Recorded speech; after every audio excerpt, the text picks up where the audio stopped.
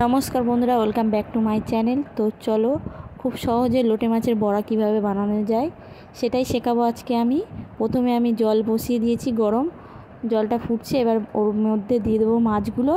লোটে মাছ হয়ে গেছে, আমি জলটা ঝরিয়ে নিয়েছি, নিয়ে আমি কাঁটাগুলো বেছে নেবো। এবার কেটে নিয়েছি ধনেপাতা, লঙ্কা আর পেঁয়াজ কুচি কুচি করে। তো এবার নিয়ে নিয়েছি আদা রসুন পেস্ট, আর মাছের মধ্যে দিয়ে দিচ্ছি কালো জিরে, হলুদ গুঁড়ো, লঙ্কার গুঁড়ো, ধনে গুঁড়ো, জিরে গুঁড়ো আর লবণ স্বাদ মতো দিয়ে আমি দিয়ে দিচ্ছি বেসন। ওগুলোকে ভালো করে মিশিয়ে নেবো। এবার মিশিয়ে নেওয়ার ওদিকে আমি বসিয়ে দিয়েছি ফ্রাই প্যান বসিয়ে দিয়ে দিয়েছি তেল।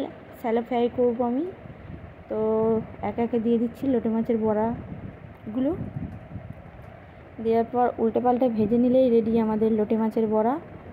তো চলো আমি সার্ভ করে নিয়েছি এদিকে।